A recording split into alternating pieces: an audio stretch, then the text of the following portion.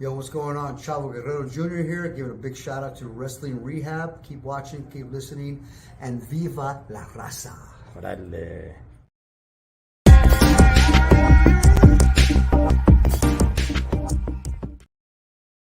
Orale, Cholo Trucker Wrestling Rehab. Shouts to all the junkies out there. And like a lot of times I forgot to put the banner, but there it is. All right. So we're good now. You know, I have heard, what's up, S. Benny, straight out of Denver, the box state. You know what, man? I have heard stories of Japan. I've never been to Japan. I really hope one day to go out. That is definitely a country I want to go check out. Japan has a lot of history when it comes to wrestling. I didn't even really know about that. Okay. And I can't even really tell you guys much about wrestling in Japan, but I know somebody who does.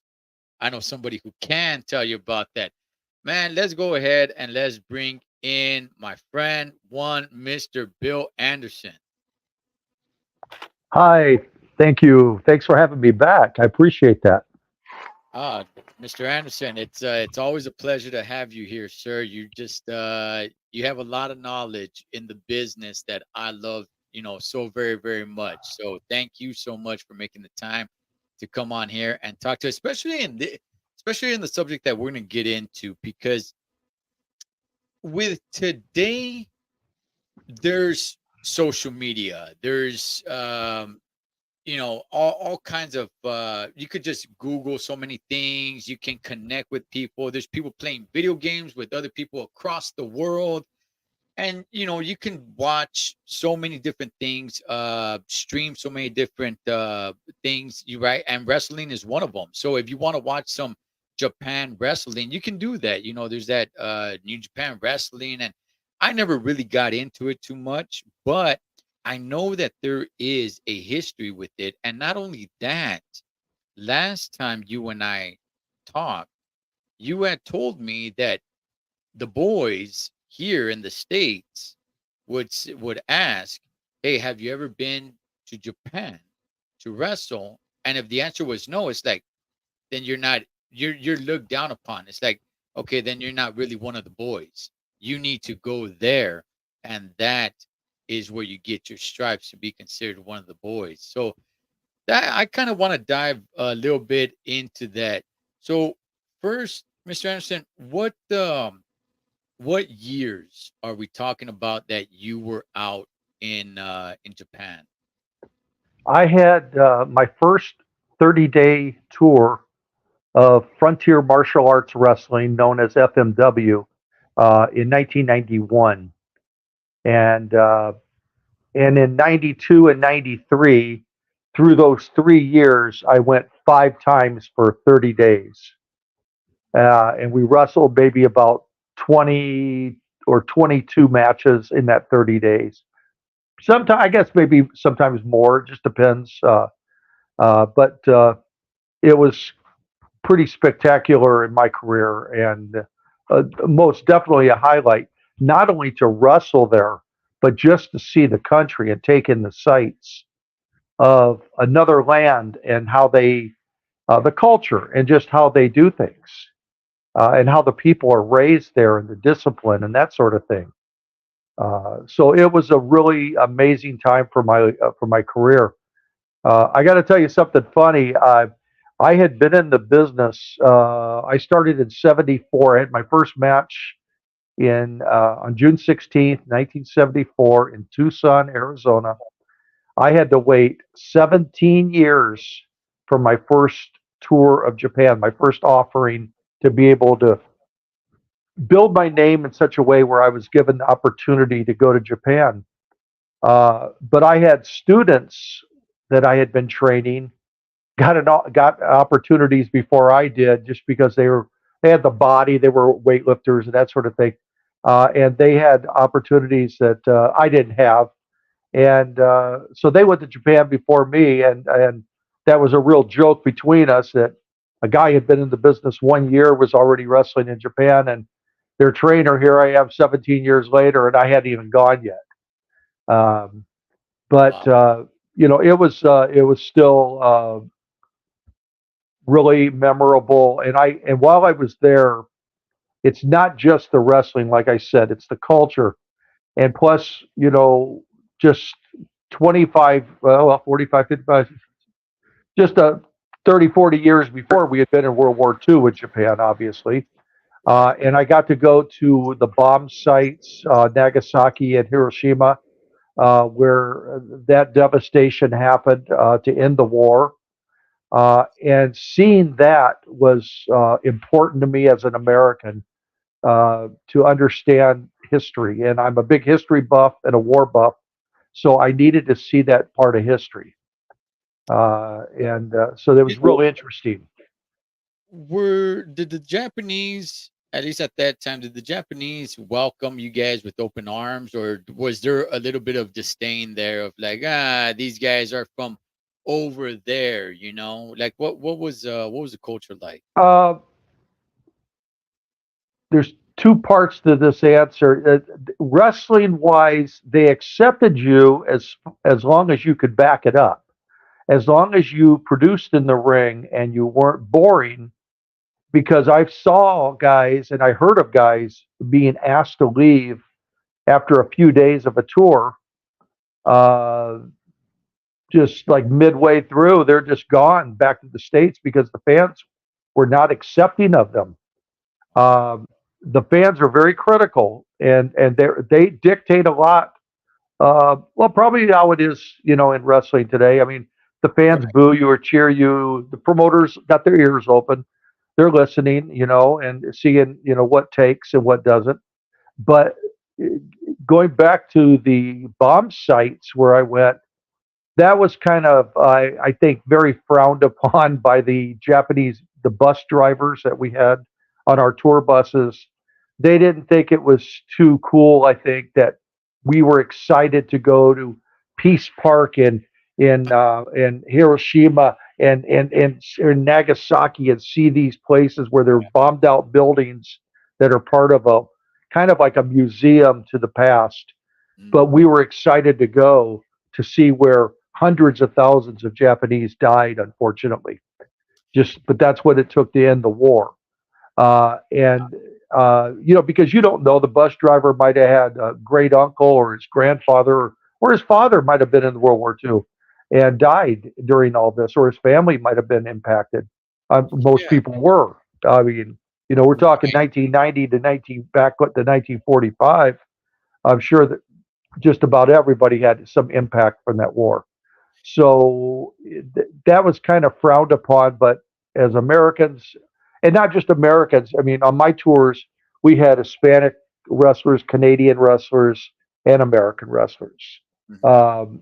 So all of us wanted to go to these sites and see and walk around the parks where it says, just above where you're standing is where the first bomb detonated, Wow. and things like that. And I took a lot of pictures over there, and um I probably took more pictures of the bomb sites than I did the rest of the tour of Mount Fuji outside of uh, Osaka and different places. I took a lot of photos and everything, and because each time I went, I never thought I'd ever go back because you just never know. And promotions change directions with talent and who they're using and things like that. So I took advantage of it each time I went. And when I look back in my photo albums, I can see that my first tour, I took maybe 150 pictures, and then by the fifth tour, I was taking about 25 pictures because I had taken so many of different sites and different buildings I had wrestled in. I felt I'd already kind of got down what I wanted to get down. And but let me say this before we talk to wrestling. The country itself, um, Japan, the people of Japan, at least in the 90s. I have to go back to that time period because that's when I was there. I was amazed at the discipline that the children have at going to school. They, I saw different groups of kids walking to school in different cities, and they were disciplined. they were in a almost like a military in a rigid line of walking.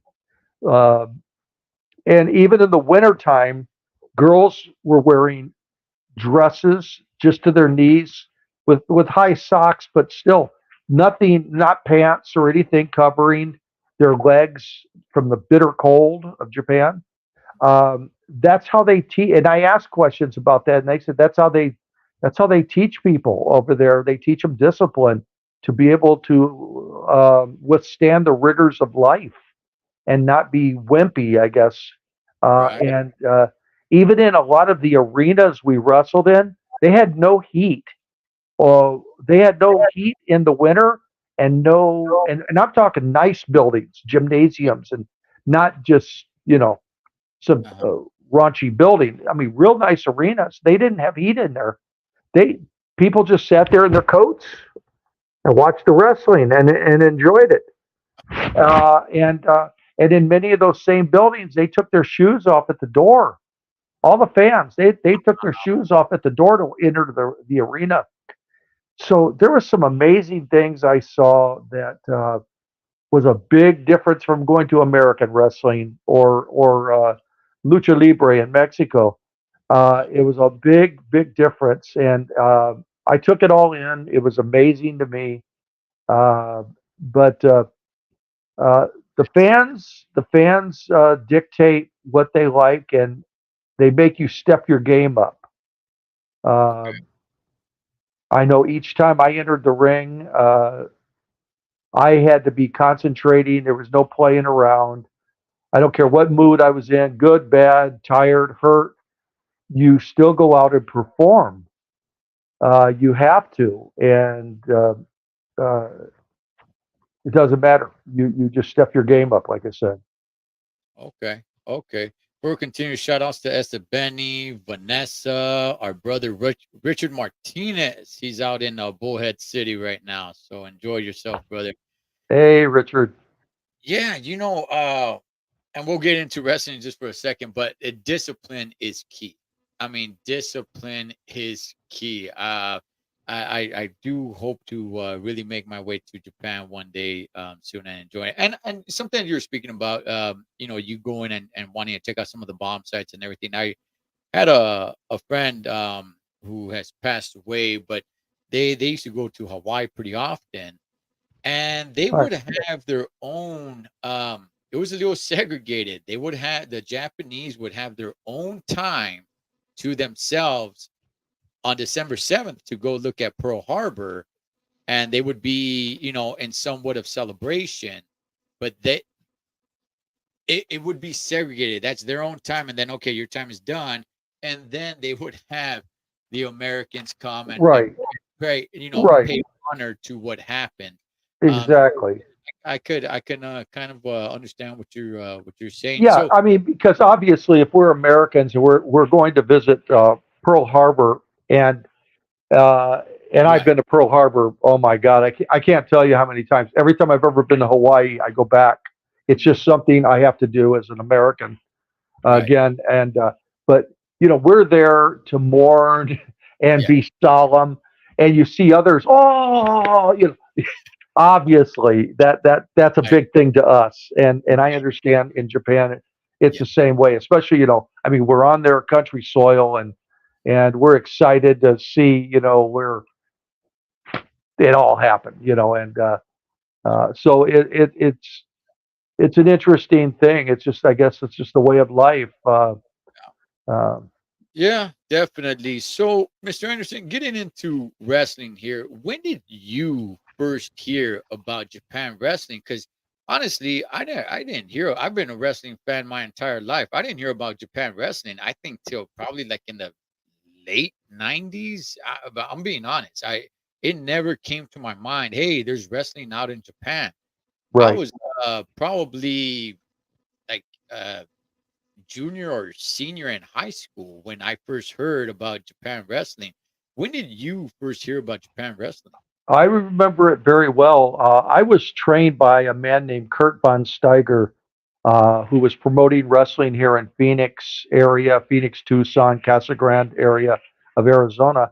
And after he got done promoting in 1972, And mid 1973, he moved back up to Portland, Oregon to work for Don Owen, where he had wrestled for many years up there. I went back up there with him and his wife to live and train with him.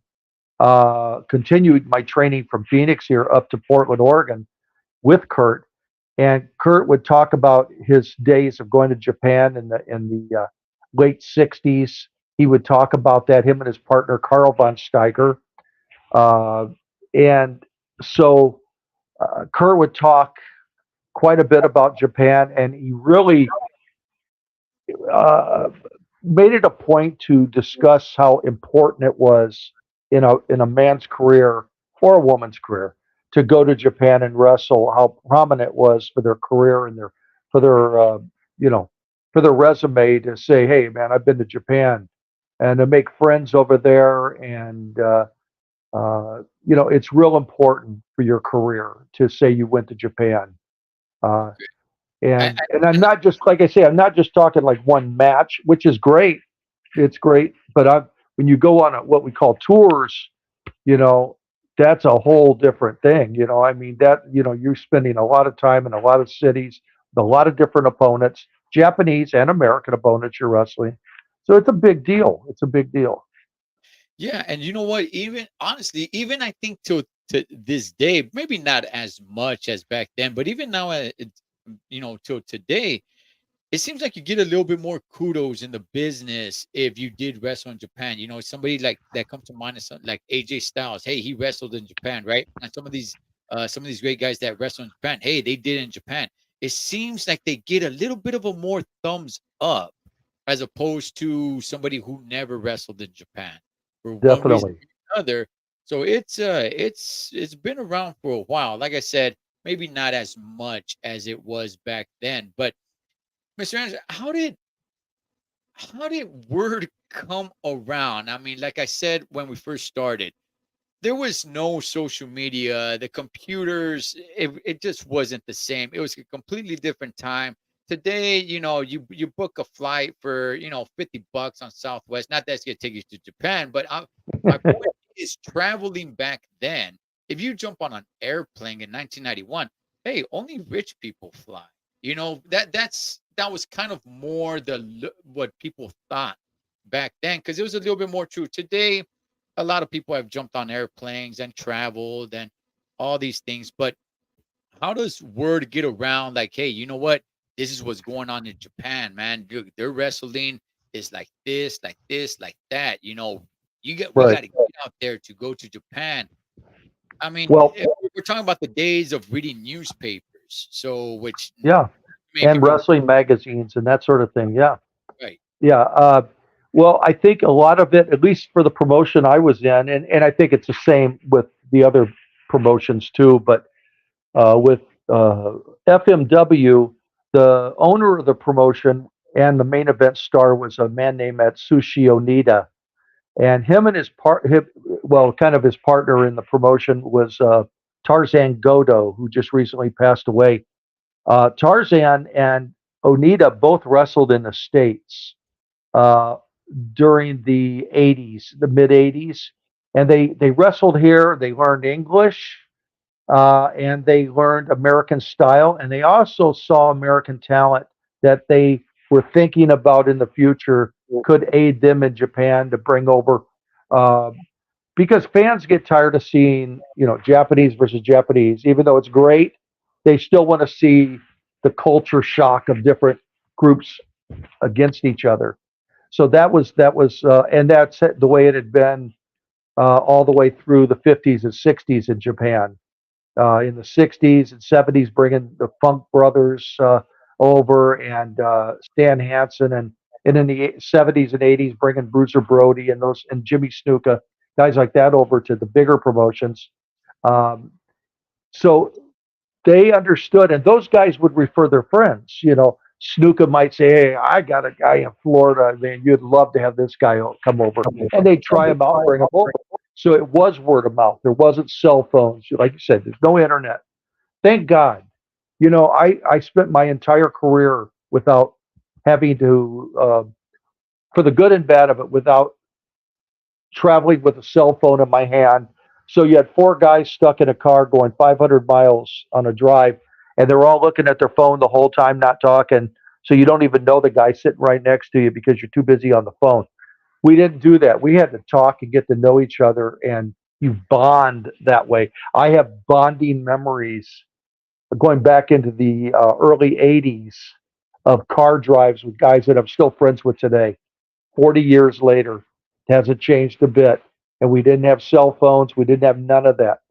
And we're still buddies to this day from road trips we took from one end of California all the way up to to almost the Oregon border on road trips and things like that.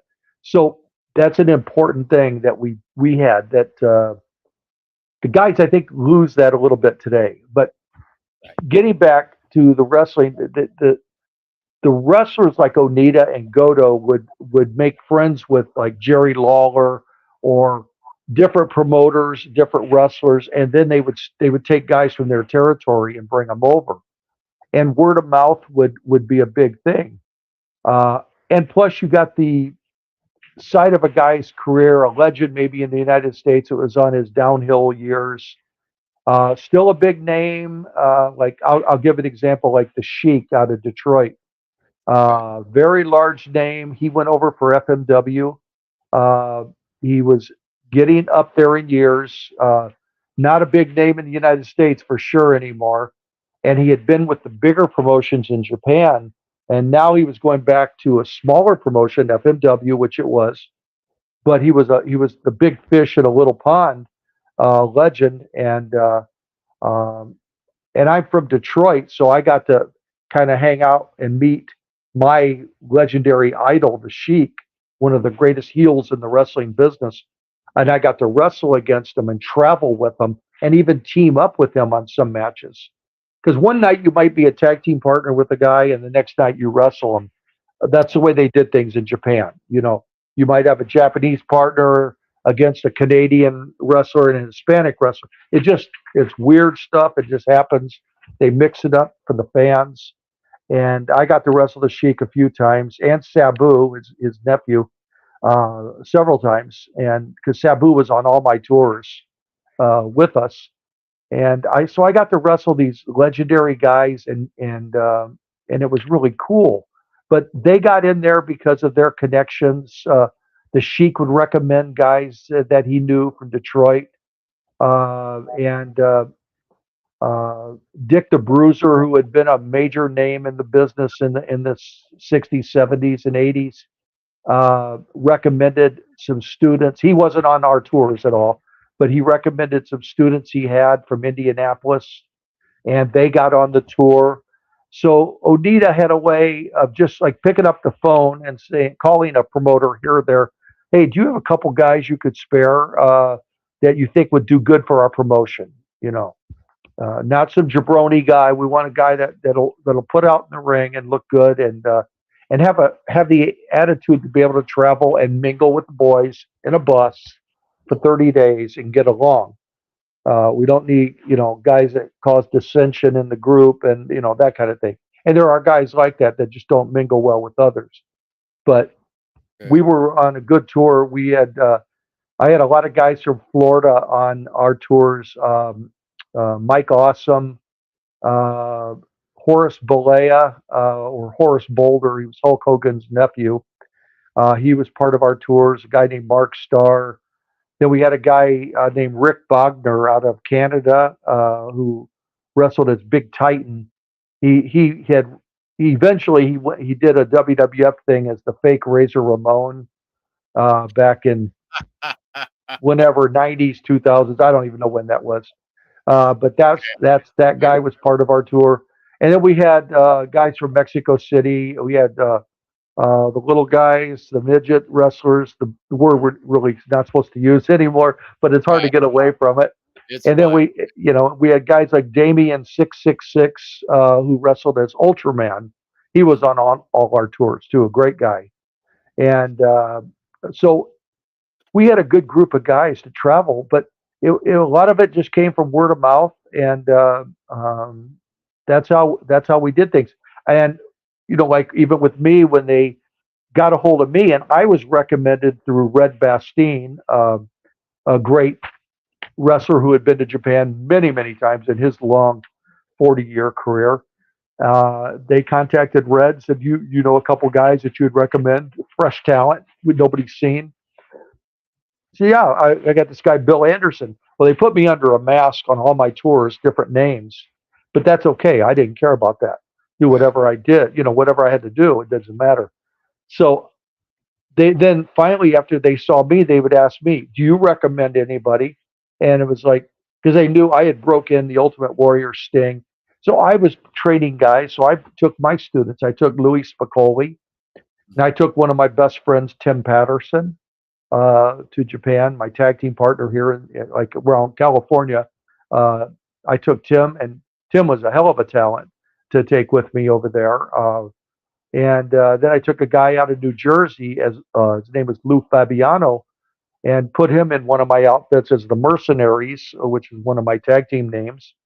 And so I had guys that I trusted, that I knew would not embarrass me and do real well over there. And again, it was word of mouth, and that's what it took back in those days.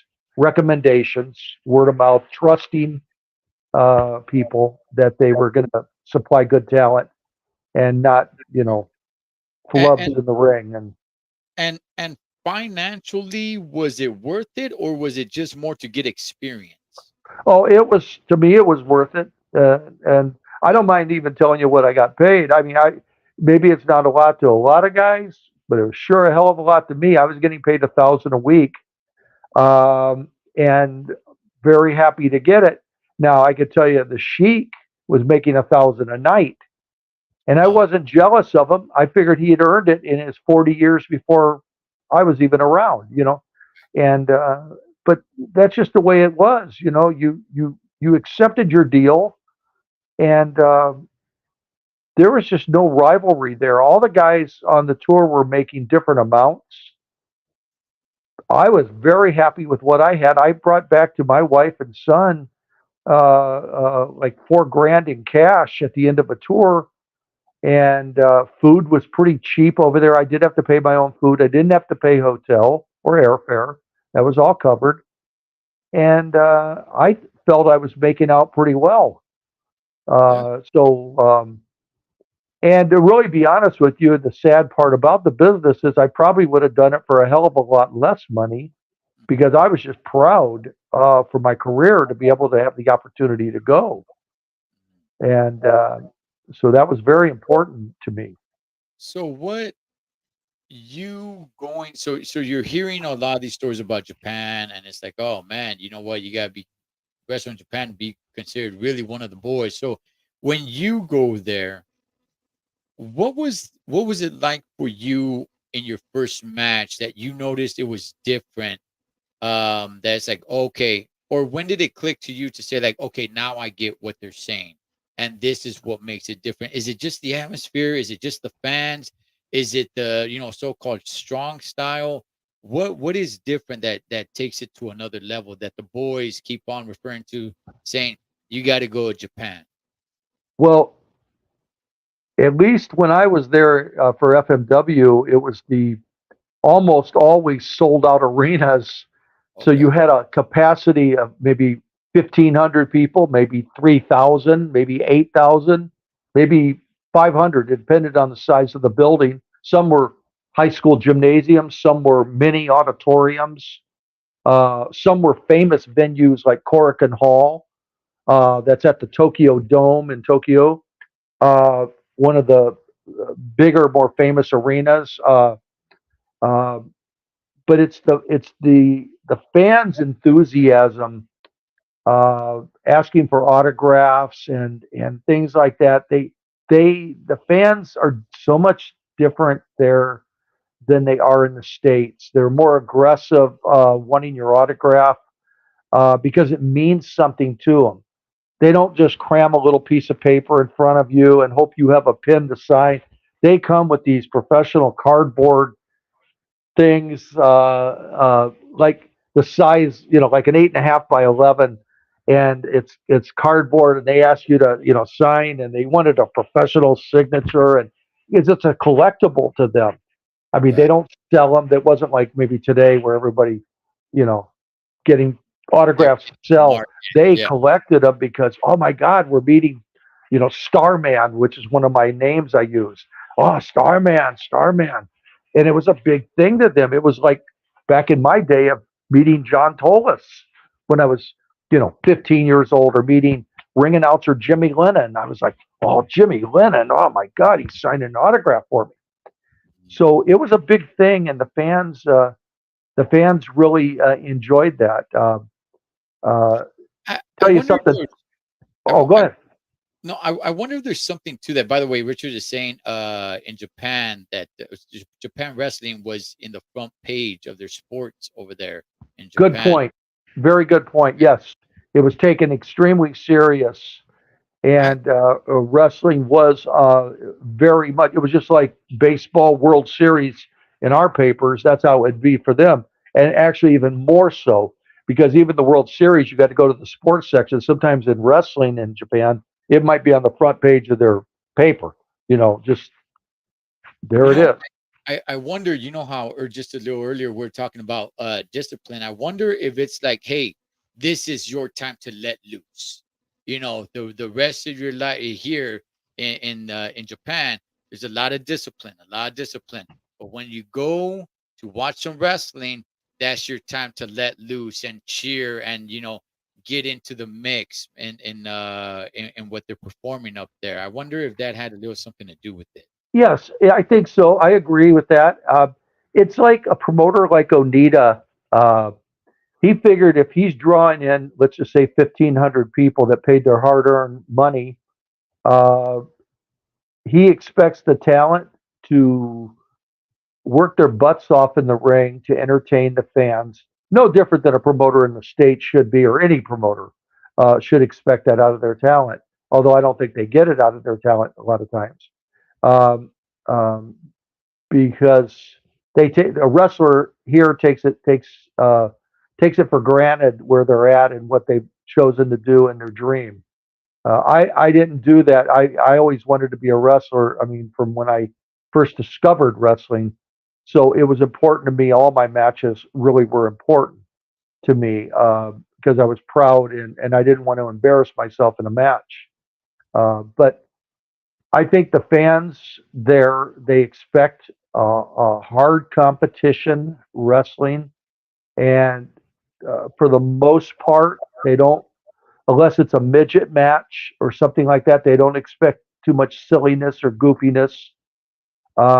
They expect it pretty rough and tumble, and if you can leave a handprint on somebody's chest, they appreciate that very much because they know you're going to be hurting that night, and that's the way it was. Uh, I left the ring many nights over there bruised up and beaten up because they had a mix of talent. The promotion was Frontier Martial Arts Wrestling. Uh, they brought in on their end wrestlers, judo world champions from Russia, Korean Taekwondo fighters. So you'd go into the ring with uh, a Korean man that's maybe 130 pounds, and you're thinking, well, here I'm 250. How tough is this guy going to be, legit or not? So let's go in there and tumble around and wrestle. And this guy would kick you in the back of the leg and literally bruise you up on the first kick. Wow. And I would take my pants off when I was wrestling as a mercenary, my fatigues. I'd take them off in the dressing room, and it was like, oh my God, it's already black and blue. My whole thigh, my whole back of my quadriceps are black and blue because these guys, they don't speak a word of English. Right. Uh, they're out there to entertain and be solid as a rock in their world, and they don't know me from nothing. We haven't spoken, uh, we're in separate dressing rooms for the most part. The Okay. Japanese stay in their own section of an arena and dressing rooms, Mhm. and everybody else is in a group or different dressing rooms. And we didn't mingle much at all on these tours. How do you call a match with the language barrier?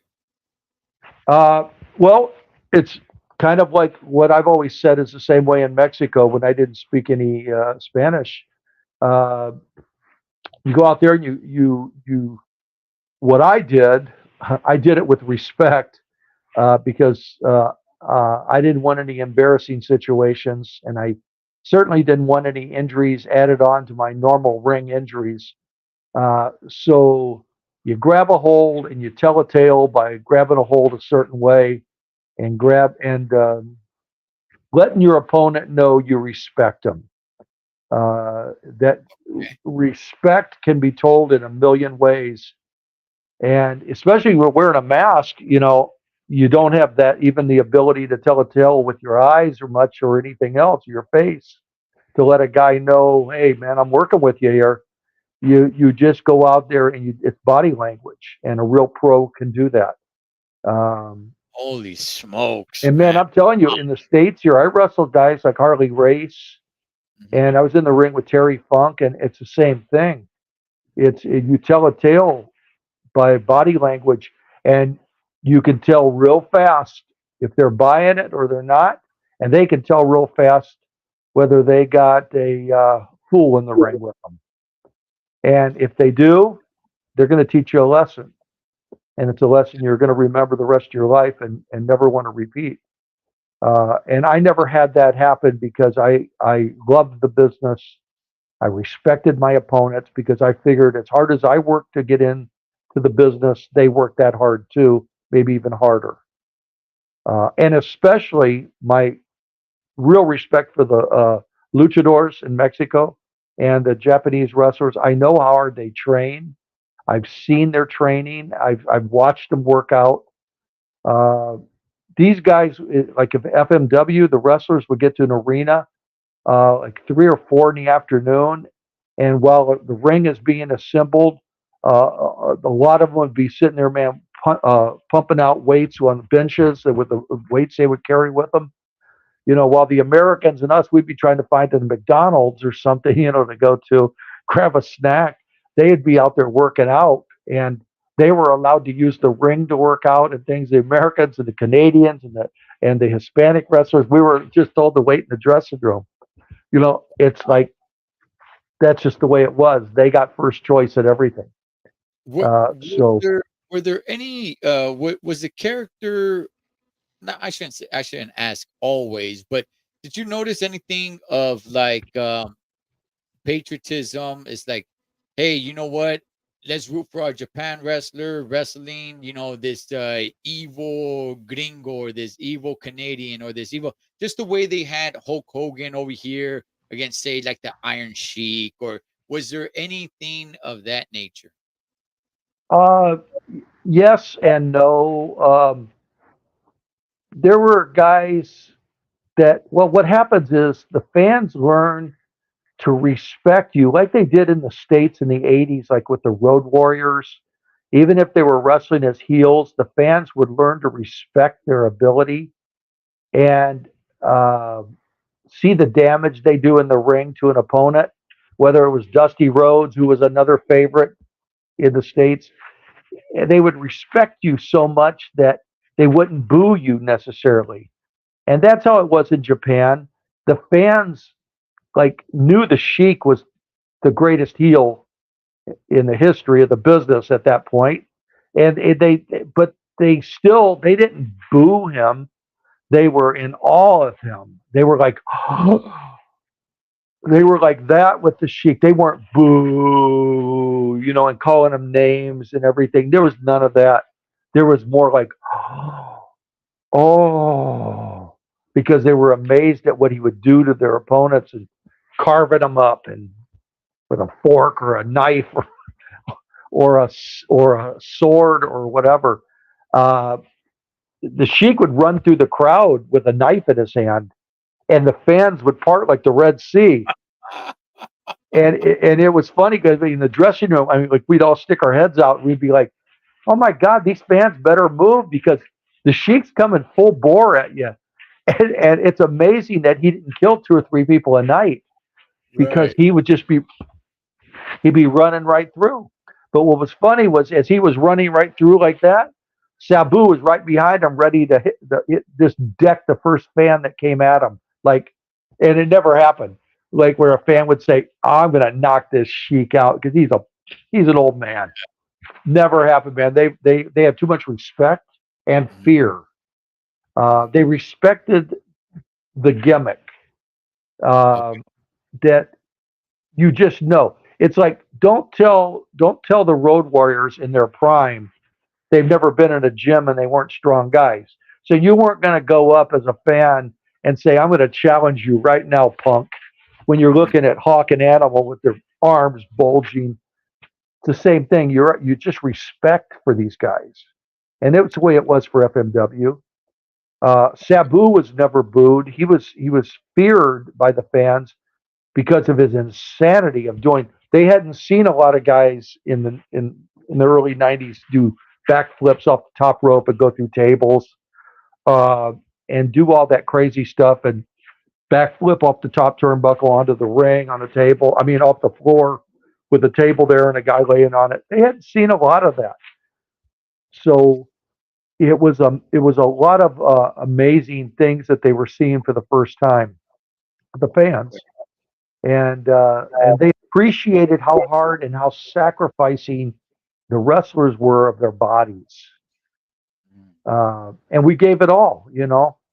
Right. Uh, Was there's there a, was there anything I know we're speaking the culture of Japan.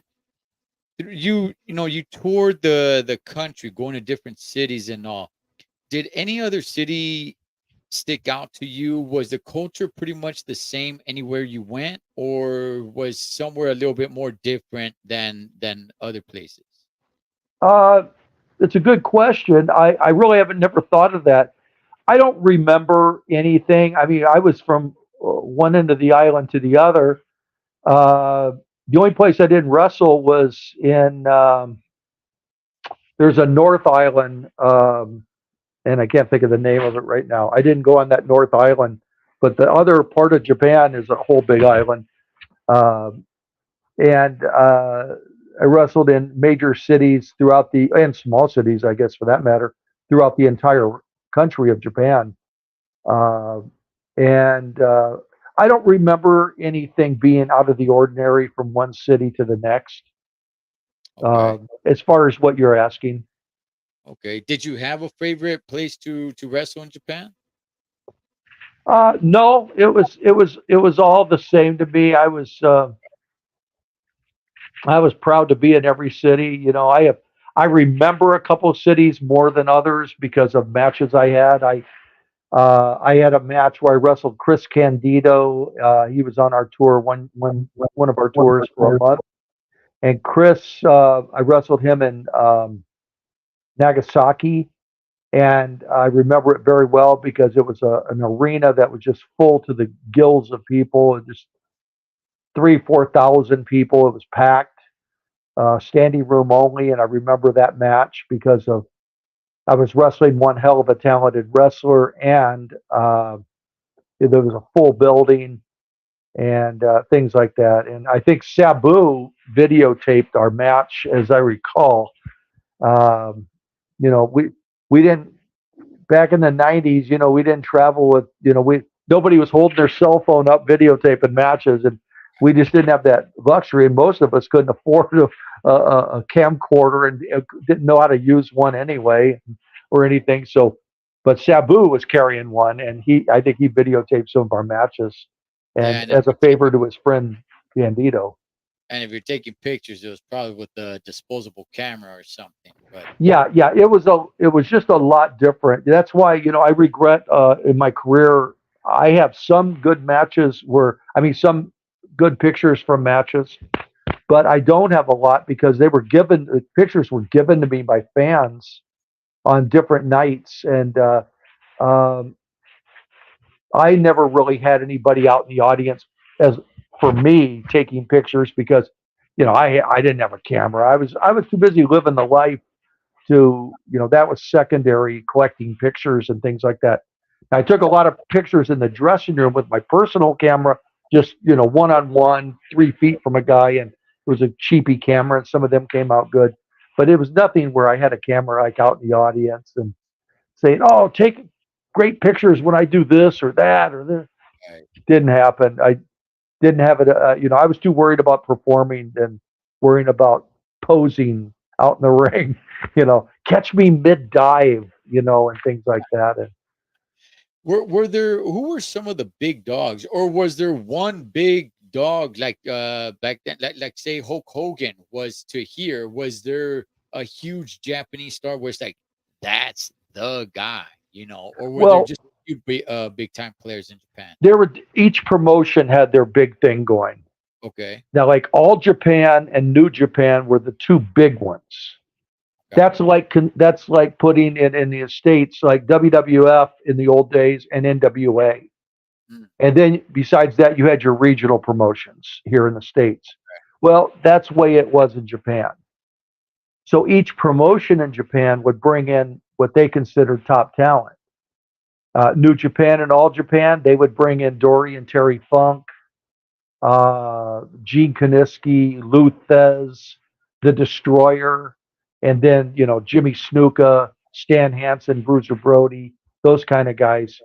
Was there any Japanese wrestler where it was more of an honor to work with? It's like, hey, if you're from abroad, right, and you want to come here to the United States, there's probably a handful of names where it's like, man, you got to get in there with some of these, some if you want to get in there with some of the top dogs. Was there any top dogs in Japan where it's like, man, if you get a match with this guy, that means you're probably going to be like main event, because this is the guy in Japan. Right. Well, yeah, and there was with each promotion would have their top wrestler that was a veteran that maybe broke off from the big groups and formed his own group.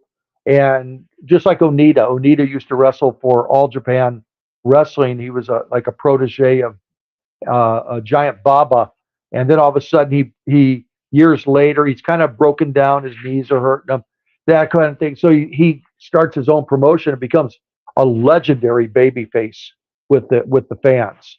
I mean, the fans would be crying when this guy's getting beaten up. That's how big of a babyface he became. So they had their what we call like a regional baby faces with each group. That was the main people. But obviously you had Giant Baba and Anoki, but somebody like me wouldn't be coming in to wrestle those guys. And well, I wasn't with their promotion first of all, but they would be bringing in guys that were competitive for main event sellouts. Like Brody and Hansen and those kind of guys, the Funks. And sometimes even in Japan they would put like Dory and Terry Funk against Hansen and Brody, four Americans, put them in because it would still be just that exciting to the fans. And again, they wouldn't be booing. It was not booing. There was just an awe of, oh, they're in awe of this action and this just rough style and everything. And you had to take that rough style, and I did with like FMW, like I say, you were wrestling or competing against people. Leon Spinks, I fought him a couple of times in the ring. He was a former world boxing champion. They brought Spinks in. They I brought him got in to wrestle? yeah, I got jabbed by him a few times. Really? Leon was a great guy, but he wasn't a wrestler. Yeah. So he only thing he knew how to do was punch, and drink. Oh, rest in peace, Leon. Yeah. He was a great guy. He really was.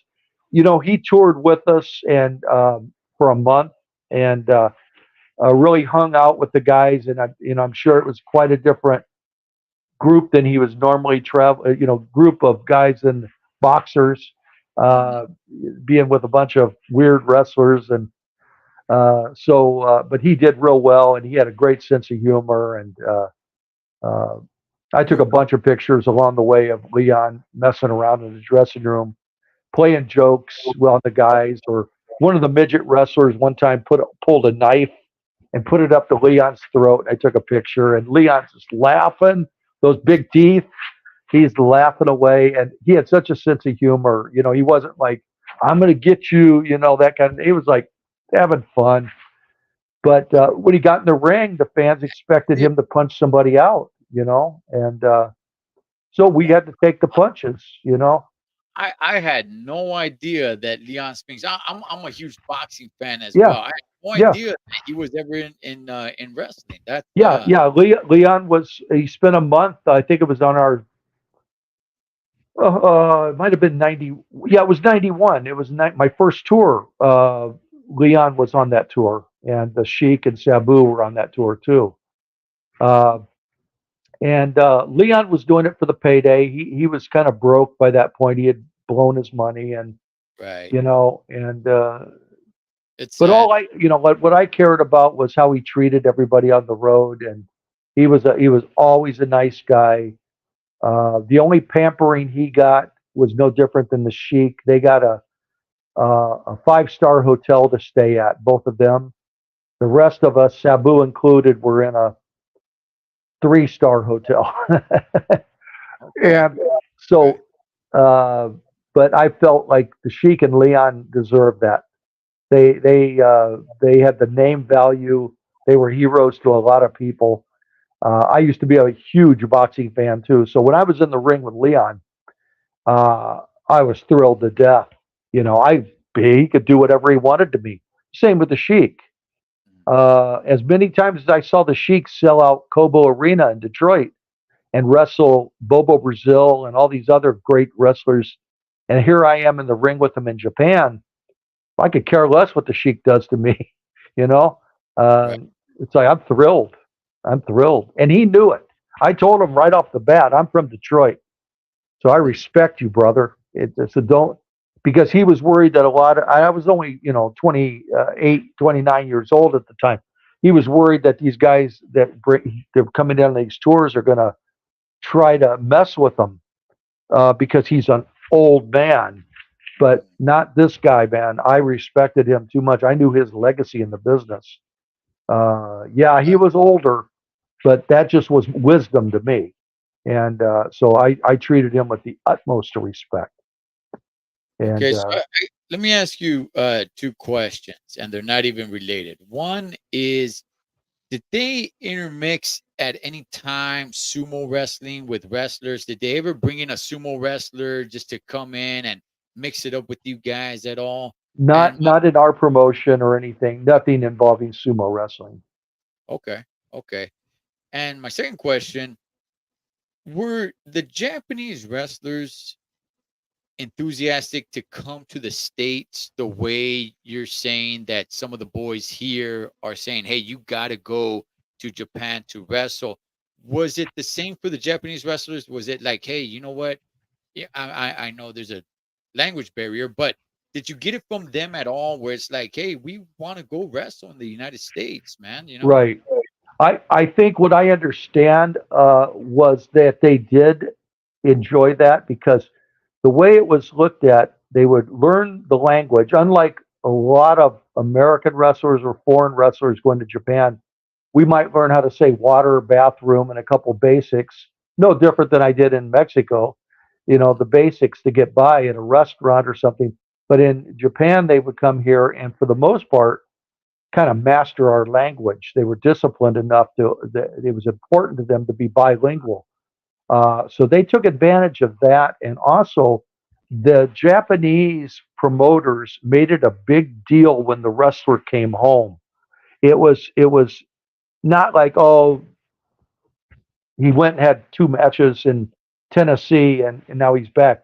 No, they would be gone for months at a time and go to Mexico, go to Canada, wrestle for Stu Hart, or go to Mexico City, or wrestle around the United States, San Francisco, LA, different places.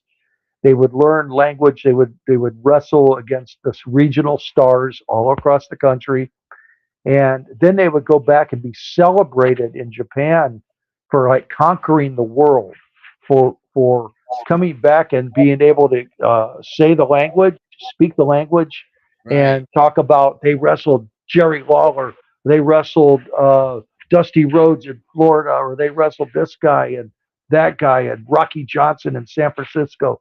And they would talk about with pride all the wrestlers that they wrestled around the country. Would they be And waiting for them at the airport? what's that? Would they be waiting for them to arrive at the airport? A lot of them would, yeah. The press Really? would, yeah. The press would, because they knew all the magazines were real big over there for covering the wrestling, so they knew when a wrestler was leaving, and it was kind of like you leave a boy and come back a man attitude. Uh, Wow. Kind of like when we started this whole interview out with it in America, in our culture, is like, yeah, you might have been wrestling the indies or whatever for a few years here, even a big promotion, WWF. But when you get your first tour of Japan done, man, when you come back and say, God, I was just in Japan for a couple weeks, that makes it a big difference when you're talking to your coworkers. And I agree, but there was nobody waiting for you at the airport when you came back from Japan. nobody but my wife at the time. Yeah, you are Oh, so right on that. we very Nobody. the culture, the country celebrated like, hey, one of our own went, conquered the world, came back, and wow, that Yeah. okay. Yeah, it was that. That's as I recall. That's the way it would be treated. It was a total respect, and again, it's a different culture. They Right. look at wrestling different there than in the United States. The fans here would look at it more gimmicky and fake Mm, and that kind of stuff, which you know, right. it's I just I you I know. get- I completely understand. Man, Mr. Anderson, so once you did your wrestling in Japan, did you become one of those guys where it's like, hey, you buddy, you haven't wrestled in Japan, so you haven't earned respect yet. Did you now become one of those guys as well? Uh, I kept a lot of that wisdom in my brain, and that attitude, the ego, but probably at times I'm sure I let it out that I called somebody like on their attitude or their ego and says, "Man, you've never even left the state or the country, much less wrestle in Japan. Don't give me the attitude or the ego. It's not deserved, man. You're not as big as you think you are. And Wow. your attitude of I don't lose matches and all that, man, you don't know nothing." And I just think back on again my pride of being able to go to a foreign country and wrestle and do, and that was a big thing. And I'll tell you, we haven't even touched on it, but since that time in Japan, my in the early '90s, for different reasons of maybe being a ring announcer or a wrestler, I guess, or a referee even. I was able to travel to like Caracas, Venezuela. I spent a week in Venezuela. I spent time in Egypt, um, Afghanistan, Uzbekistan, Turkey, Kuwait, Bahrain, South Korea, Okinawa, Guam, Japan again. I was able to. I've actually done ring announcing in Tokyo and done ring announcing in Mexico City, from New York to Seattle to Tampa and LA in the business with my ring announcing. So I've All kind in of done all facets of the business. okay, okay. But you're ring announcing all in English, and they're just kind of absorbing what you're saying. Yeah, and I'll be honest with you, it didn't take in Mexico City, and Yeah, it certainly did not take in Japan. really. They didn't care to see it. They were trying to start up a new promotion in Japan, is why I was there, an all women's promotion, and it was a unique thing bringing over like an American ring announcer in a tuxedo, and to make it look very diverse of different people and countries everybody was from, Okay. and it really didn't work. It didn't work in Mexico City either. And but what are you going to do? It's like, Right. Right. No, I got I can tell you, the AAA promotion at the LA Sports Arena used me as a ring announcer one night in probably '95 or '96. and it didn't work there either because the fans, it was a total lucha libre base, probably 99.9% were lucha libre fans, and when they saw an American walk out there, uh, they weren't buying it and they didn't want to see it. And I never felt so out of place in my own country as standing in the ring at the LA Sports Arena. I was embarrassed. Here I am introducing Pedro Aguayo and Conan and El Hijo del Santo and all these guys, and it meant nothing to the fans. They were like, "You're the WWF announcer. Get out."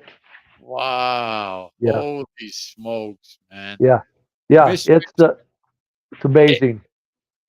Anything else about Japan wrestling before we wrap it up that you want to go ahead and touch on? I just, again, I just say that it was a real proud time of my life. The tours of Japan I went on, I've never worked harder. I've never taken the business more seriously.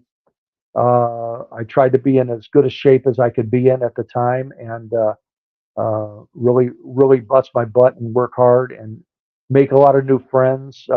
Some of the wrestlers in Japan I'm still friends with on Facebook today, which obviously we didn't have any of that communication back in those days, but I'm still friends with guys that I wrestled against, and I take those friendships they're very important to me. A lot of respect for their culture and their training, and it's pretty amazing. Wow.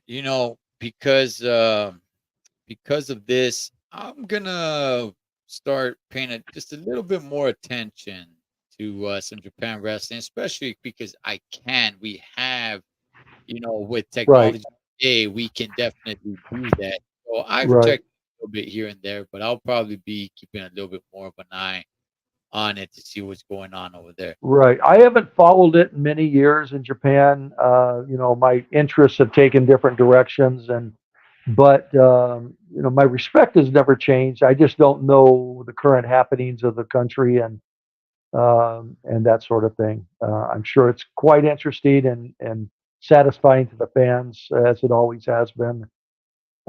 They work hard over there, you know. Right. All right. Well, Mr. Anderson, I want to thank you again for coming on here and sharing your story of some old school Japan wrestling. It's always a pleasure having you on. Want to Thank have you. you back on numerous of times. I definitely look forward to that, sir. Thank you so Hey, I much for. appreciate it. We appreciate you. Shout outs to all the junkies, Total Trucker Wrestling Rehab, 4-1, Mr. Bill Anderson. Catch you guys on next one. Take it forward up like a